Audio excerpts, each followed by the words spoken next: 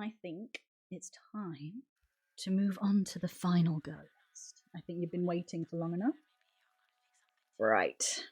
Now, I was trying to think like what I classed as a final girl. Like, yes, okay, I've stuck to women, final girls. Haven't done men, I'm afraid. If you want me to do a final men list, then I'll look to do it. But I've stuck to women. I stuck to films where there's more than one person in the horror in the film. So they've survived. They've had to survive over other people, not just by themselves. Because there was a film I watched called Hush, where she's deaf and she's in the house all alone, and I think someone tries to rob her and she's all alone, but she's a final girl because she's the only girl and she's the only person actually in the film. So I'm like, I couldn't really class her as the final girl because she's the only one in it. So it's called Final Girls. Like, do we need one called Final Guys, or do we need one called, I don't know, Final Person?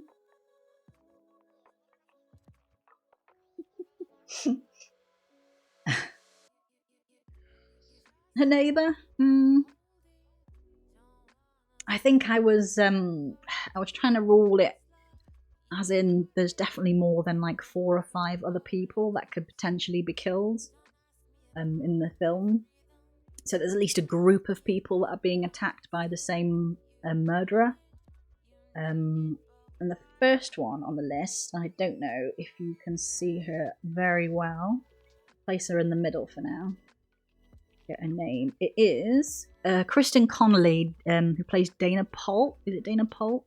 In The Cabin in the Woods. Now, it's been ages since I've watched The Cabin in the Woods. So you have to remind me, Batzink, what happens in I remember it being kind of goofy. Was Cabin in the Woods really goofy? I can't remember now.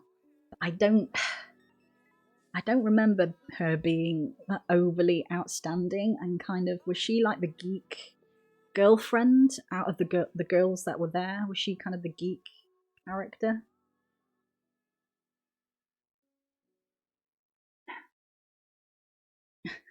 She ends the world. It's kind of extreme, isn't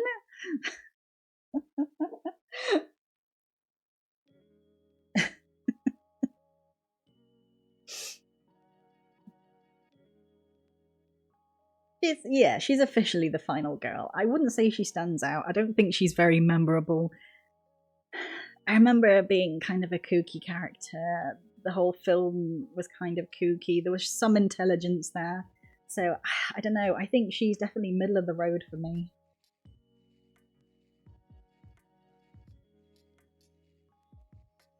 What, in Cabin in the Woods? Gets Sigourney killed. Really? Did she die after the credits? Does she? Does she?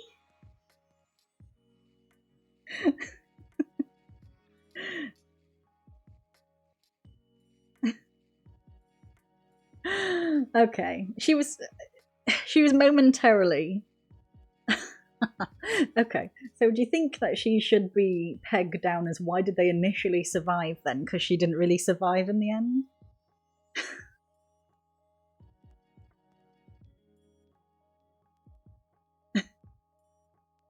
Jesus to end the world in the chamber thingy. Oh, okay. And the chamber collapse. Oh my god, I have to watch this. I have to watch this film again. I've been trying because I've got Netflix, I've got Amazon Prime, I've got Disney, and I could not find this film anywhere. I'm gonna have to find it again and see if I can.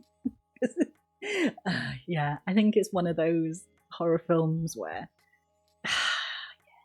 you kind of got to take it for what it is.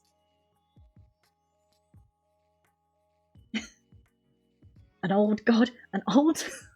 Oh my god! How do I not remember this goddamn ending? I think I must have like ended the film before I got to the end of the credits. No, did I not see the true ending to this film?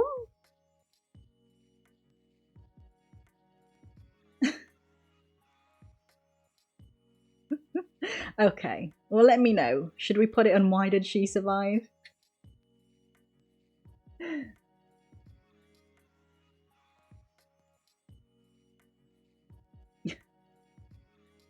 Right, because the next one's going to be Sigourney Weaver. So we know who she is. We know what she plays in Aliens.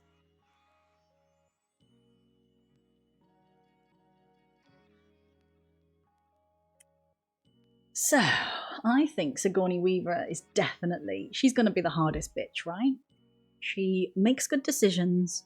She never backed down from any of the other, the men that were in the film. She was kick-ass, she was physical, she lasted more than one film.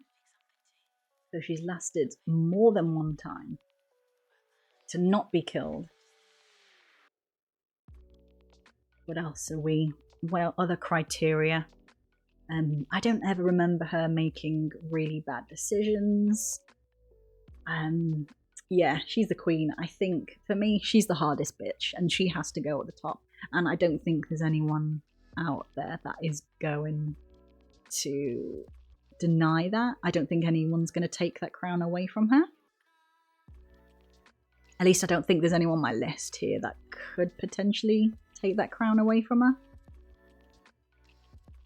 Yeah, well, I think, didn't they? I thought he wrote it initially for a guy. Or they kind of backed out. The guy who wrote it initially wrote it as a male captain, but then when they came to do the casting, they weren't that bothered about whether it was going to be a female character or a male character. But yeah, I do remember that, yeah, they didn't write it with the intention of it being a woman. And I think that's why it comes across as really realistic as a female, strong female character. There was just no pretense behind it, or no expectation of her, being the just flopping around, flopping over, going, oh no, who's going to help me? There was never moments. There were never moments like that, and she just kicks ass, and she had the best lines, and she's just so physical in it. There's, she's capable. From the start, she's capable, definitely.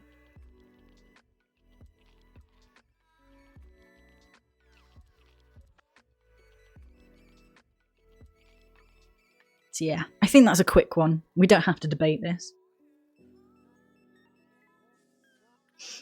And she legit sunk the basket.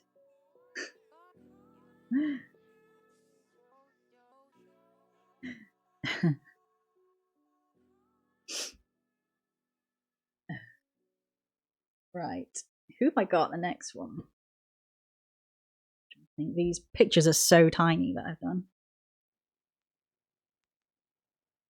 Right. The next one is Erin Harson. In You're Next, I think she's called Shani Vincent. And I saw this quite a while ago, at least 5 years ago. You're Next. And I remember her being really intelligent from the start. And she is really physical as a character. I don't remember her making any terrible decisions. I remember she embodied this character that we all wanted to exist. And we've all been shouting at horror films for years, going, why do people always make the stupidest decisions when they're panicking and they go upstairs, they don't go outstairs, they leave weapons behind, they drop things, why pick up a weapon and then just sort of leave it on the side or leave it stuck in the person? Why don't you just take it with you just in case? And I remember her always making the right decisions and being that character that we needed a female character to be, to make those right decisions and to be kick-ass and to be... I remember her being quite calculated as well. Yeah, she was a pretty kick-ass survivalist, definitely. What did they have to cut? They cut immediately because everyone lost their shit. Yeah, I don't think this character is the hardest bitch. I would definitely put her at kick-ass level. I think she's pretty kick-ass. Oh. Oh, yeah, the Ripley, doing the basketball backward.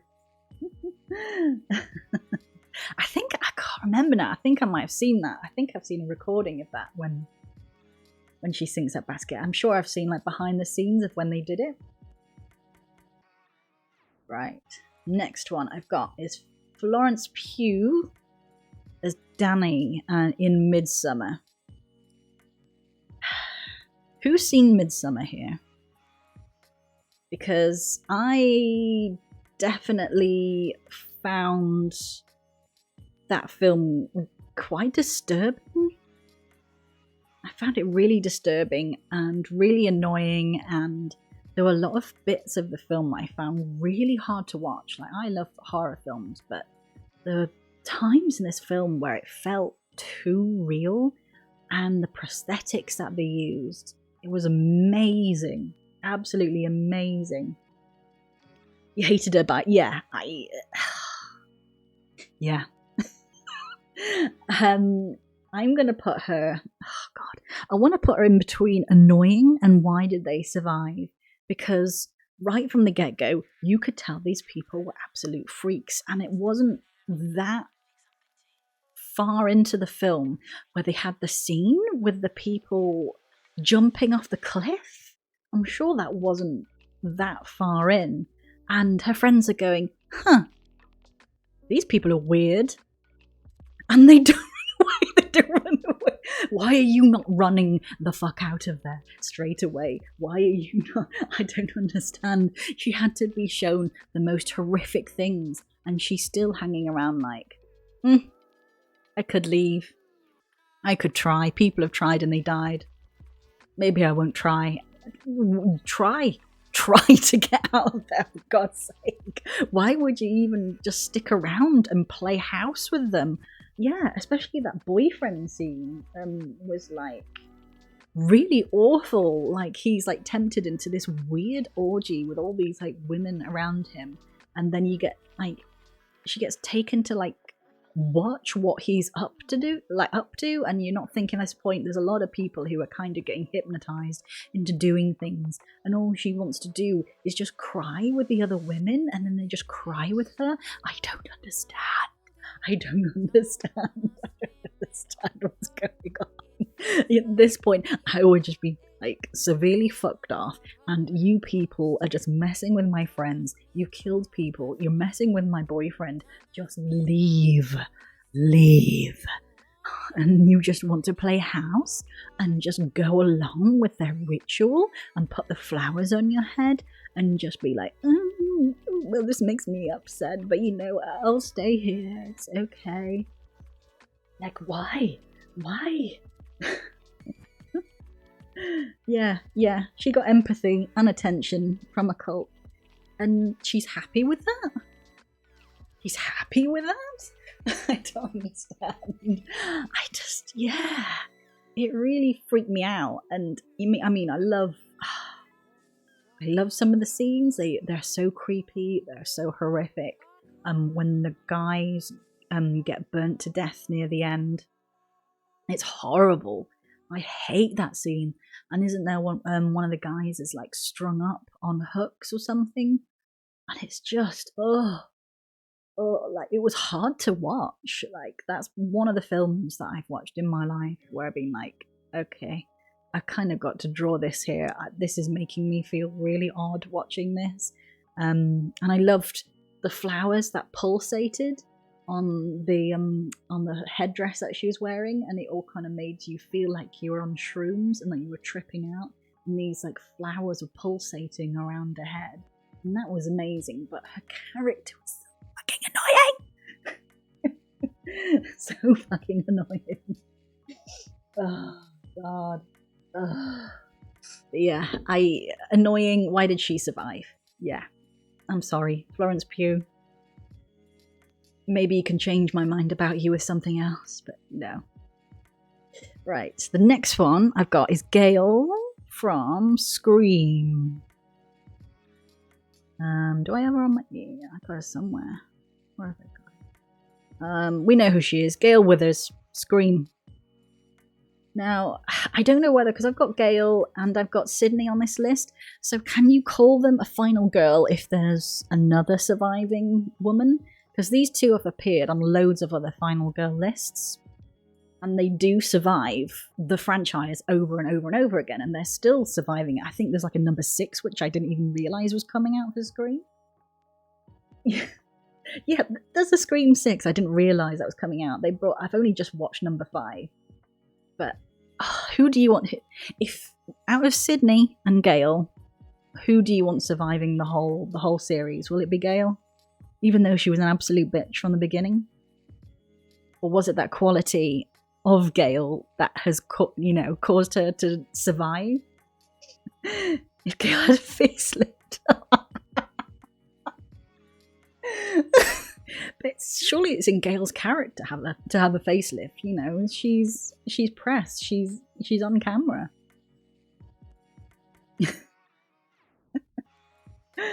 I think. I don't know whether she's entirely kick-ass. She's had moments in a few of the films where she's kicked ass. She's picked up the gun. Was it in the last film she picked up the gun and shot him? Was in the first one as well. I think she picked up a gun and does she pick up the gun and shoot the boyfriend? Now she's got some intelligence. She is kick-ass. I think, if I could put her in between these two, I think I would place her there. She's got some intelligence. She's a bit ditzy. She's a reporter. She's a bitch. She's... I don't know.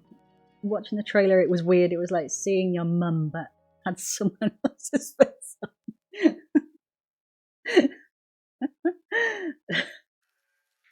Yeah, I can see what you mean. Like Sydney, she was one of those characters. I mean, cause she was young. She was a young girl, and she was a little bit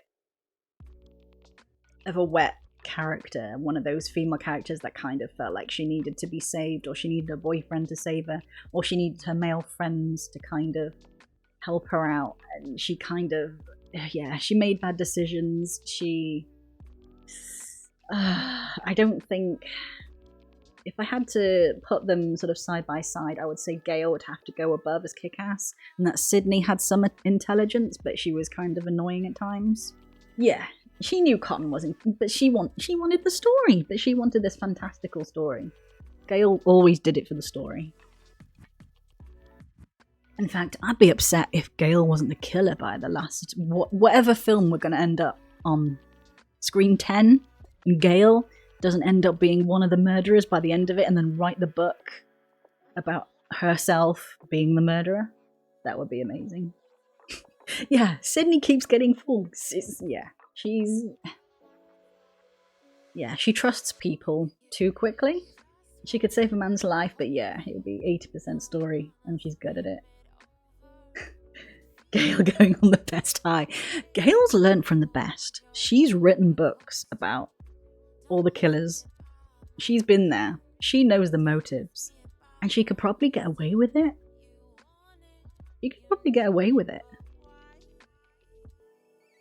And just walk away. And that's the end of the Scream franchise. Yeah. Since Luke Skywalker, she kind of pops into it. She was the original character who was kind of all pivoting around. But yeah, Gale's kind of the superhero, I think, at the end of the day.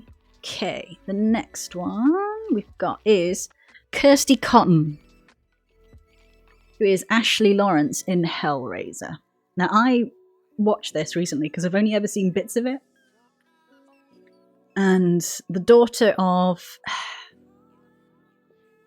the American, the main actor, the American guy who is, I don't know if he's dating the British woman in this original film.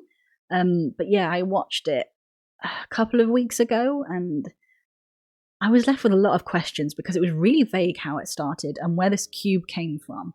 Because I've been trying to figure out the lore behind all of this because I started playing Dead by Daylight and you've got the remind me, what are they called?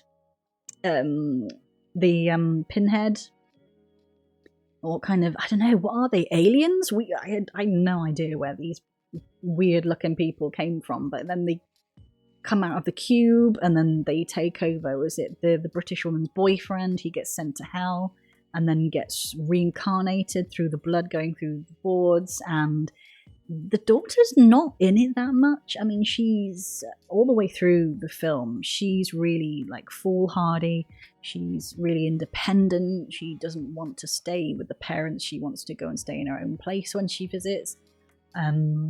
She's definitely, on the lookout for danger all the time. The Cenobites, that's it, the Cenobites. Oh, oh my god, I need to watch 6 Hellraiser films. Are you kidding me? Are you kidding me? Are you kidding me? There's 6 Hellraiser films. Oh, damn it. I need to watch the others. I was just watching the first one. I need to find the rest of them. I wonder if that's been taken from something, or like some old book that actually exists, that there are demons of pleasure and pain out there. Because I know you have like succubus and incubus demons out there. But she's in the first 2. I'll definitely have to find the other one and watch it and see if my opinion of her changes, because she's kind of not in it that much in the first one. So I found it really hard to make like a hard opinion of her. But she's got some intelligence. She makes a couple of rubbish decisions and she faffs around. She steals the box, which obviously has tons of power. Yet she plays around with it when she gets taken into hospital, and she thinks it's a good idea to carry on like playing around with it when you see that there's demons and things possessing your parents and getting them killed. Like, why would you do that? So I think I've got to put her in the middle, like some intelligence. Next one, you might be able to make it out. It's Laurie. Is it Laurie? Laurie Strode, Jamie Lee Curtis, Halloween. Is she going to be in the Queen category? Is she going to be in the final Queen? Is she a final Queen, are we going to call them? Because she's definitely survived. What? How many films are there now? Like 10? 11? 12? Is she going to be another one that eventually becomes Michael? Really? Only Kick-Ass? She's not a final Queen? Yeah, but then she's resurrected, so surely she's a queen. She's still alive. I mean, there are a few, especially in the first one, she's kind of that young, ditzy teen character who has this arc where over time, so she's not hardened from the beginning, she's not tough from the beginning. She manages to scream away through the first couple of films while she's still young, and I think it's amazing. Like, I've watched a documentary about how they made this film, and they didn't have much. Was it like something like 30 grand? And there were more like student filmmakers who made the film. And she was barely paid anything, maybe like a few grand to be in this film. And it was with the lowest of budgets that they made it, the first one. And it's amazing how massive the franchise has got from all those years ago, when it was just people taking a chance on something that a lot of companies didn't want to spend their money on, and they really had to scrimp and save to make the film. She became a bit of a mess, yeah, and is it the one before last where she's supposed to be living in the middle of nowhere with tons of security, yet when it came to like using the gun, she didn't seem proficient. Like with the gun, she didn't seem to know how to use it very well. I'm thinking, you've done all this prepping, yet you don't know how to use half the equipment that you've got there. So I'm just like, shall I go with you? Is she only on the Kick-Ass scale? I don't know whether it was alcohol I'd turn to. I'd definitely take as many karate, judo, jiu-jitsu lessons as I could. I think I'd want to surround myself with as many people as possible as well, and just completely lose myself in a city. If I was her, I would have gone the opposite way. I think it's like safety in numbers. Like, forget all the little villages and towns that she's lived in, because that's easy enough for a killer to get away with murders like that. But if you're in a city and you're running around stabbing people, especially if it was somewhere like New York, like you're not gonna get away with it as long as he did in those films. Yeah, she's a great character and she's a great actress, and yeah, putting her up beside Sigourney Weaver, she's not quite on par with her, but I think she's definitely one of the Scream Queens. She's earned the title of a Scream Queen anyway. Paul Rudd defeat. When it's Paul Rudd that's defeated you, you know you've gone wrong. Buster Rhymes. When was Buster Rhymes in one of the films? Oh my god. Was he in one of the films? I watched Halloween H2O in the cinema when that came out. Oh god, Laurie. Why did it have to come to Paul Rudd? Why did it have to be Ant-Man? Oh my god, right. Okay. Next one. I don't know why quite a few of these women are always on, like, phones in these photos. Right. Nancy Thompson, who is Heather Langenkamp. Nightmare on Elm Street. Now, I've been trying to find this film, but I haven't been able to find it on anything that I'm streaming. So I haven't been able to, like, renew my knowledge of this film. So you're going to have to remind me about her character and whether she had any intelligence, whether she was annoying, whether she shouldn't have lasted. Yeah, I remember I've seen the telephone scene. I think I've seen the making of that one as well. But she's one of the favorite of all time, so you would place her like at the top. Was she in like any more? Didn't they make more? There's quite a few Nightmare on Elm Streets. Was she only in the first one? Because you've got this serial killer in Dead by Daylight as well. So I wanted to get a bit of the lore while like playing the game. I wanted to understand more of the characters and kind of what powers they had, because I think is it Freddy's and Dead by Daylight? You've got the dream realm that you have to free yourself from. First, third, and seventh. God, how old is she in the seventh? My God. So we're putting her up here then, the hardest bitch. She's proactive. She uncovers a secret the parents are hiding. She comes up with plans to fright Freddy. She leads a team of kids finding the dream parents. What does it? That sounds like some kids program. That sounds like kind of like an Eerie Indiana type thing. New Nightmare. Is that the name of the latest film? Is it New Nightmare? Revolves around Wes Craven going back to the scripts and doing that. Alright, he actually brings Freddy into our world. No. Oh, that's creepy. Oh my god, that's really creepy. Ooh, yeah. Ooh, it's like kind of one of those things where it kind of sends shivers down your spine. Right, okay. Right. I'll watch that. I'll let you know after I've watched the film again. If, yeah, she definitely belongs in the hardest bitch, and I'll see if I can find the sequels as well. So is Johnny Depp, does he like become like what do you call it, a sleep paralysis demon? Is he a sleep paralysis demon? I can imagine that. Just like 60-year-old Johnny Depp coming back as the sleep paralysis demon from Nightmare on Elm Street. Okay, the next one I've got is Sally Hardesty from the Texas Chainsaw Massacre. You'll have to help me again with this one. Talking about Texas Chainsaw Massacre. The annoying with the screaming. Isn't she screaming near the beginning as well? See, this is why she had a bit of some intelligence. I watched Texas Chainsaw Massacre ages ago, and I've seen the beginning, like every time it starts on the TV, I'm like, okay, Texas Chainsaw Massacre.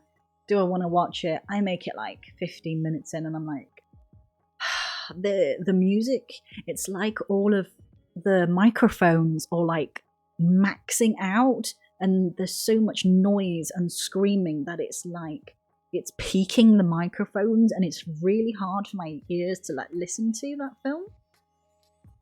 And I just get really annoyed by the constant like screaming, and it's just really shrill, and I'm just like, I can't be dealing with this. Like, I'm not really a slasher type of person either. I prefer the psychological horrors and the ones that are creepy, and the things that really get under your skin, and half of it's just with your anticipation. Whereas when it's people that are constantly running away, constantly screaming, constantly hiding, constantly being attacked, and the guy is like on them all the time, and it's just relentless, it gets annoying for me. And yeah, it's just not one for me. And her character is just, I don't know, I think I would put her in the annoying category. I don't remember how many other people died in that film with her. Was she in the car with like 3 other friends? I can't remember how many people she was with, but definitely, yeah, I agree with you. It's annoying. Texas Chainsaw Massacre, it's annoying. Didn't they redo it? I think they've redone it recently, and I'm like, nah, if it's anything like the first one, no thanks. Not for me. No way am I gonna keep watching that. It's just, yeah. I think they've got him in Dead by Daylight as well. I think they call him the hillbilly, and he has like the thing across his face, and he has the chainsaw. Jessica Biel, alright, they didn't do any better with the remake. I'm not the biggest Jessica Biel fan. I think she's kind of one of those kind of pathetic, kind of, yeah, like wet lettuce characters, though. I don't think she's ever been a strong character in much that I've seen, so. They did a sequel film to the original. Last year? Was it really that recently ago? God, I thought it was ages ago. Oh my god. No, I think, yeah, we're in a nutshell. That film, annoying. Okay. Next one is Sarah Carter as Shauna McDonald in The Descent. I'm hoping everyone's seen The Descent. And I'm going to put her character, I think, as Kick-Ass. Because that concept is horrible to me. Just going caving as a concept is horrifying to me. Like, squeezing yourself through tiny crevices with even no one chasing after you in the dark. Like, leaving behind dark caves and then having to move on and think as, like, darkness behind you while you're moving through a cave. Like, you have to be... I don't know, there has to be something in your mind that's like different to other people's to like get in the caves.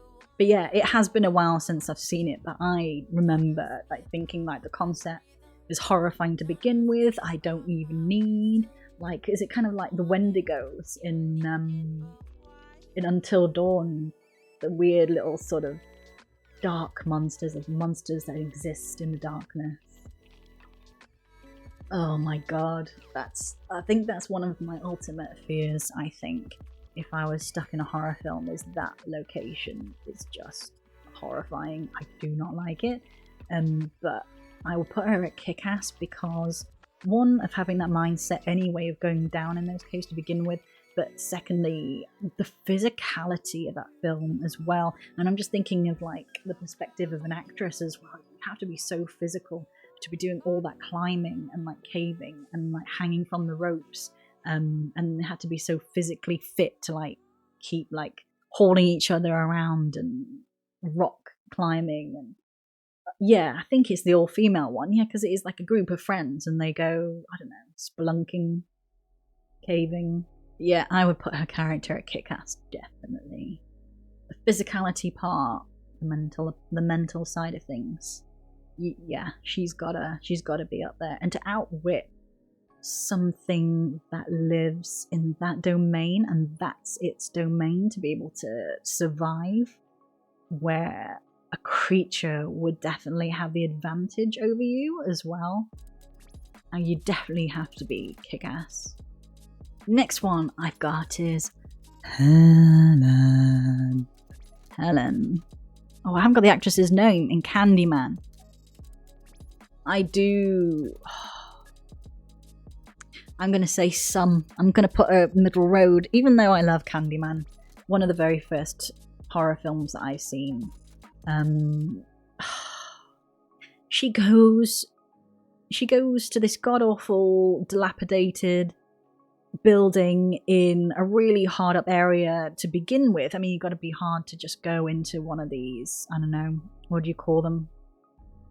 Really rundown areas of America where it's all gangs, gang deaths.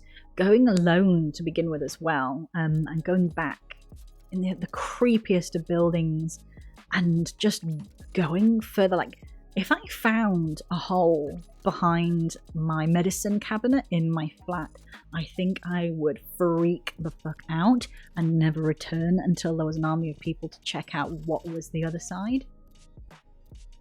Yeah, if you've not seen the whole film, oh god, she's not a cop. I can't remember now. Is she a writer? Was she writing a book about Candyman? And she goes interviewing all the locals to see what the history is behind of this character that she thinks all the locals have been making up. They're saying that he descended from slaves and he got caught with the local farmer's wife, and as a punishment of having a relationship with a white woman, they smeared him with honey and bees, and he was stung to death by bees in Cabrini Green. And that's the location that they build these flats on.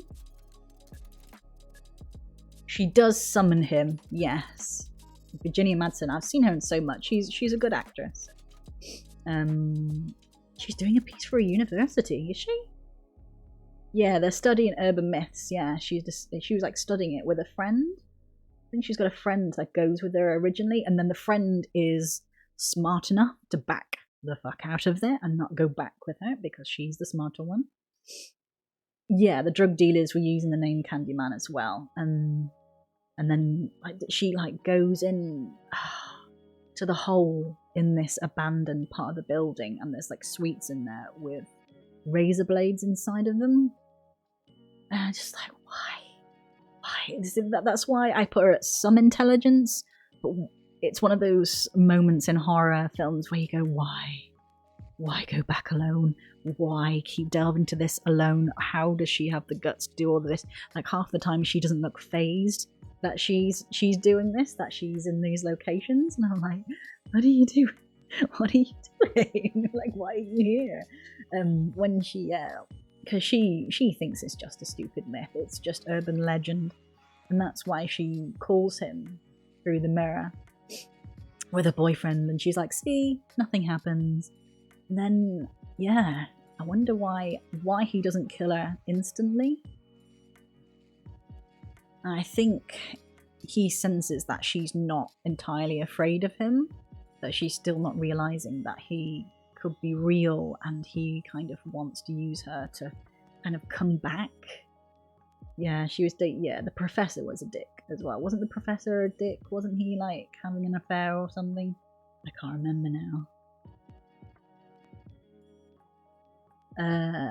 Is it 3 times or is it 5 times? Because I know Beetlejuice is 3 times, but I think Candyman was 5 times. Is it 5 times in front of the mirror? Yeah, why go down the... Why go down the hole? Exactly. Oh, yeah, it's just one of those 80s... I think it's 80s that this came out.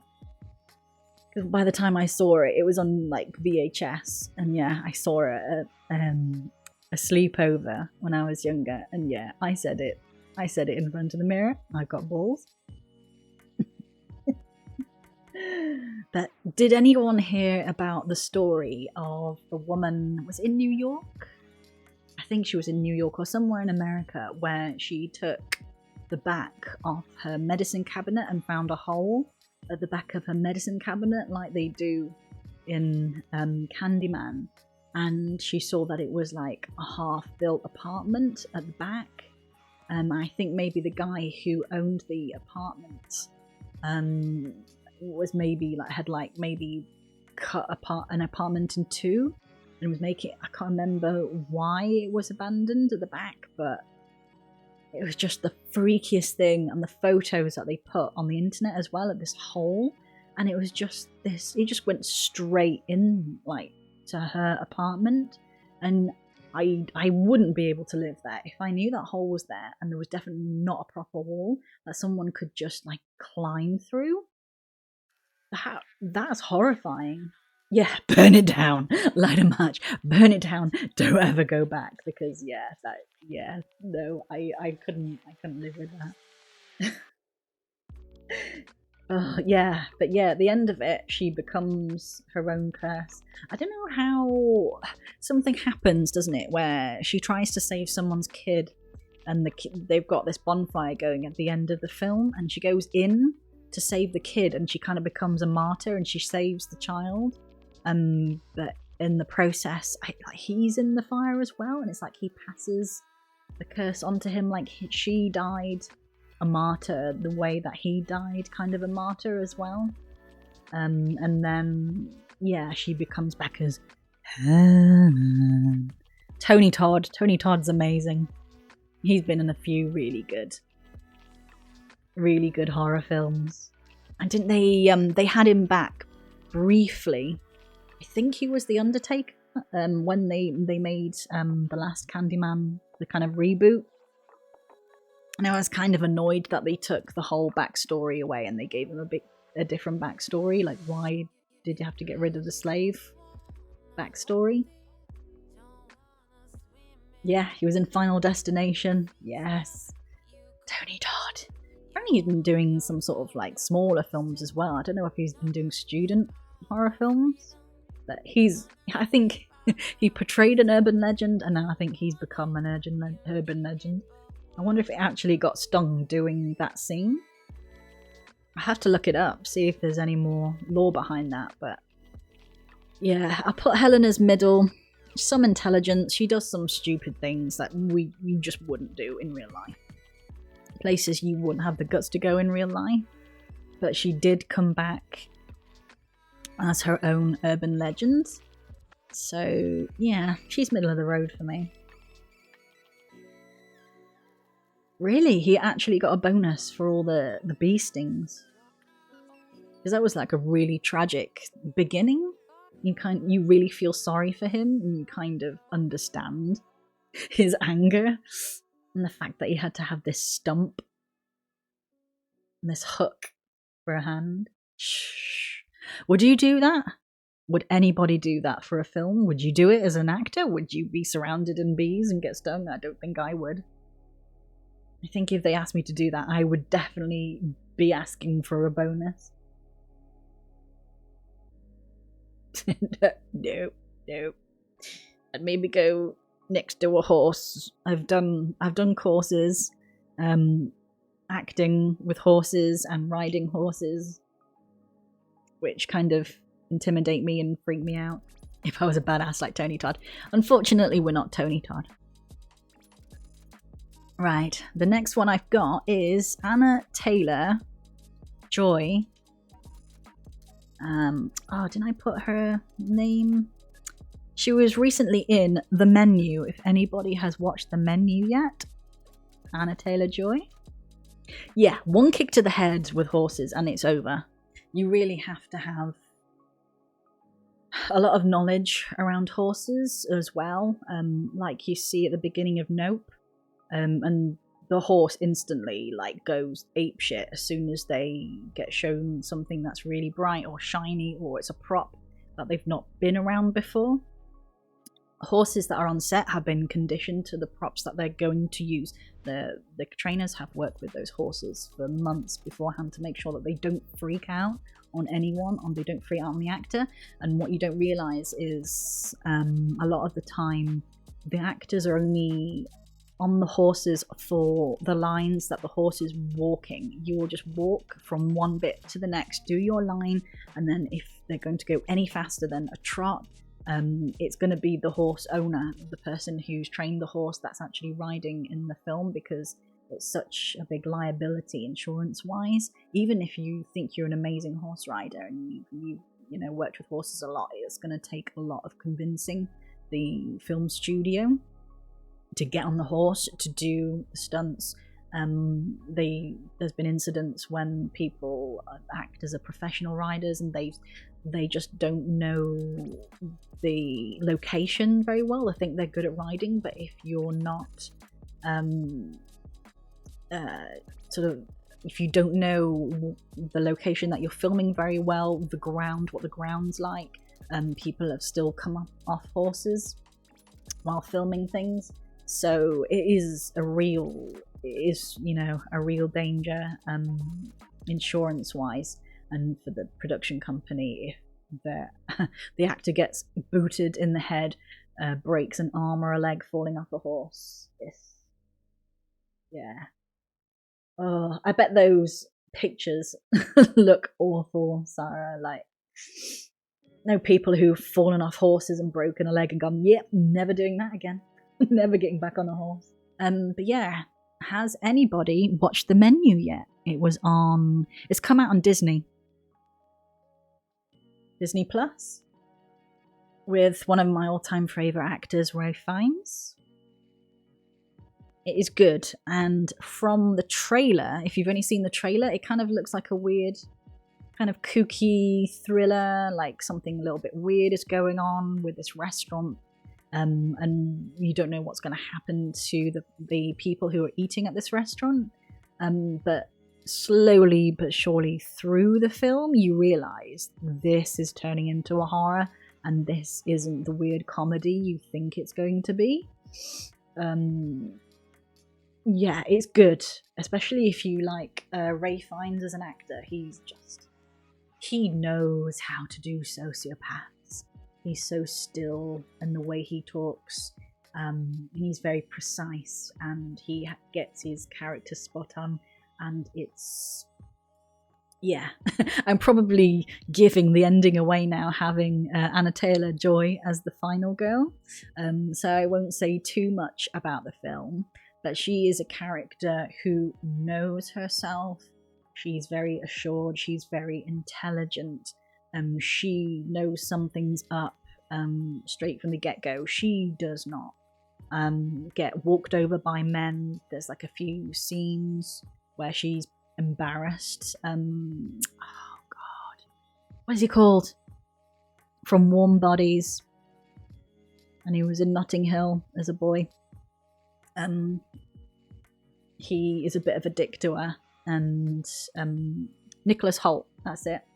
Nicholas Hoult, and he's a bit of a dick to her, and she doesn't put up with it at all, and you can tell that she's going to be trouble for Ralph Fiennes' character, and he can see right from the beginning that she's going to cause him trouble, because he's got this master plan. He's got this whole show that he's thought down to the minutest degree, that he's putting on for all these people dining in his restaurant, and every tiny detail he's researched every single person who sat in his restaurant, and he knows what's been going on in their lives. Yes, yeah, he's good. He is a good actor, and his character is an absolute knob. And yeah, it's great. All the characters are really good in it. The way that it very slowly unfurls, you're kind of thinking in the back of your head, and you're like, this isn't quite what's going on. Like, you're kind of feeling the same sort of emotions as to what the characters are doing in the storyline as well, and everyone's just like, he's so kooky. What? Is this for real? And he's like laughing. I'm thinking, no, let's pretend. What's going on? He's doing it for show. He's being a showman. You know, it's this island. It's probably one of the most expensive restaurants in the world, and it's all very Heston Blumenthal food that he's doing. And the food looks amazing, and the food looks like it tastes amazing, but there's very sort of sinister points he's trying to make with each course that he serves up everyone, and she doesn't have any of it. She literally doesn't eat a lot of it because she thinks it's all bullshit, basically. But yeah, her character's really tough, She makes really good decisions, and that's how she ends up being the final girl. But it is an amazing film, and I would definitely recommend going to seeing The Menu. Next one, we've got Julie James. I Know What You Did Last Summer. Jennifer Love Hewitt. Ooh, I don't know whether to put her as annoying or some intelligence. It's been a while since I've seen this film as well. I mean, I Know What You Did Last Summer. It's a great film. One of those like teen slashers. But yeah, I just remember her character kind of being, I suppose, all these teen female characters, when they start out in the first film, they are a bit annoying. They make stupid decisions. You don't know how they get away with it by the end of it. You just like, how have you not been caught? It's just, yeah, all the teenagers in that film are kind of annoying and you just want to slap them. I love them. I love it. What are you waiting for? What are you waiting for? What are you waiting for in the rain? All I can feel, what's she called? The actress in what do you call it? Oh god, in the teen horror film. Oh my god. She used to be married to Chris Pratt. I can imagine her kind of being annoying to live with. A Scary Movie, that's what it's called. A Scary Movie. What are you waiting for?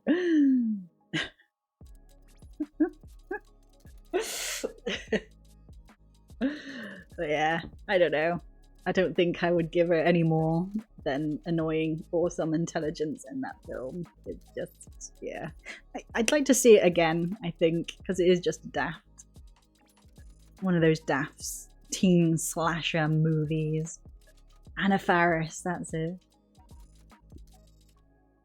Oh my god. I come across so many people who like play horror games and stream.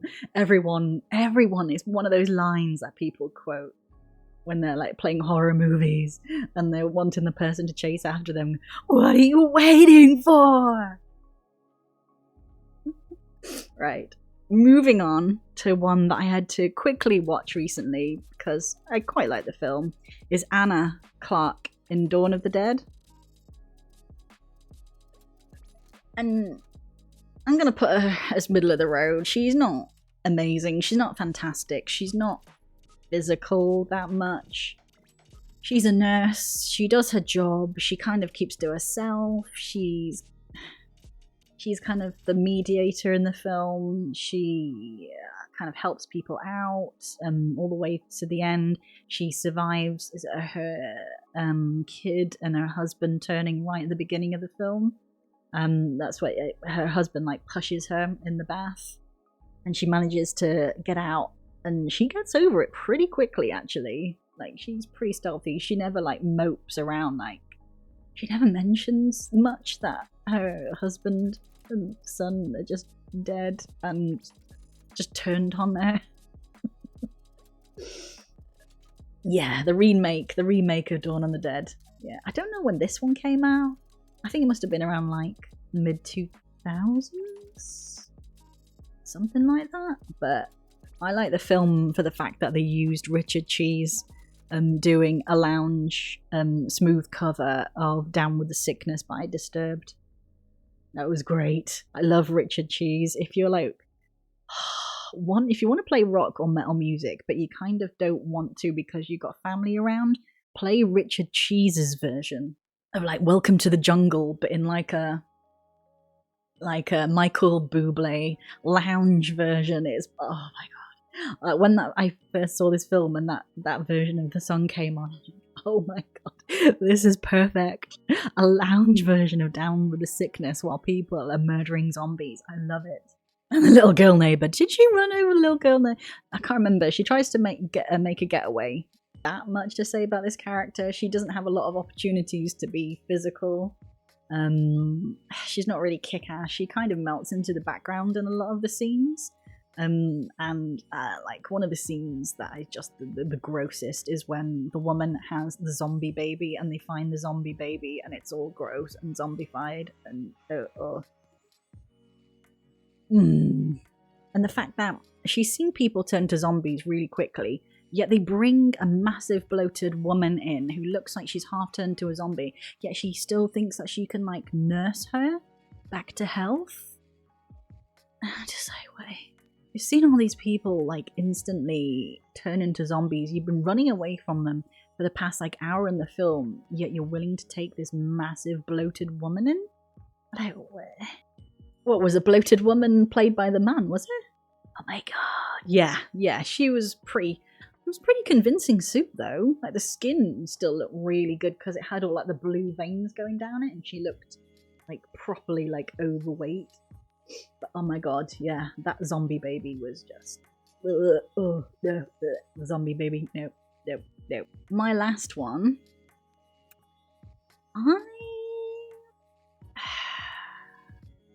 I don't know whether I want to put her at the hardest bitch or kick-ass because of everything that happens to her. And let me try and find, I think she's called Seven in Apocalypto, if anybody's watched Apocalypto. Dalia Hernandez, and the character's called Seven. You've not seen Apocalypto? I think, when did that come out? Like 2000, maybe? Maybe, yeah, early 2000s, yeah, directed by Mel Gibson. It is absolutely amazing, and it's loosely based on history about, is it the Aztecs and the Mayans and all the different tribes that you have around sort of ancient Mexico back then.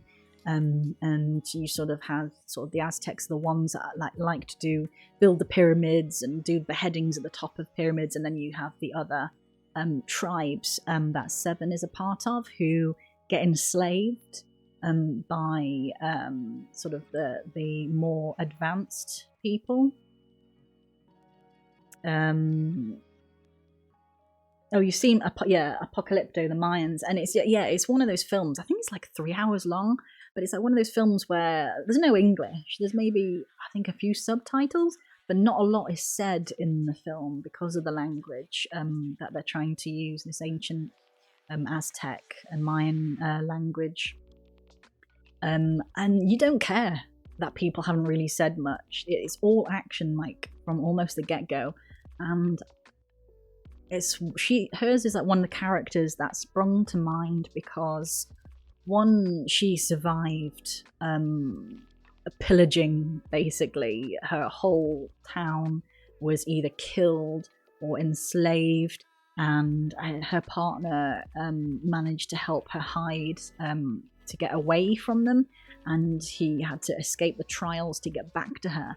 But one of the things that I was like thinking that she was made either the most like kick-ass or the hardest bitches is that she's the only character in a film who's had to save herself, save a child, give birth while trying to save herself, and having to like survive giving birth all by herself. Thanks for coming. Thanks for sticking around. Thanks for educating me on the final girls and who should be where. Always lovely to have you here.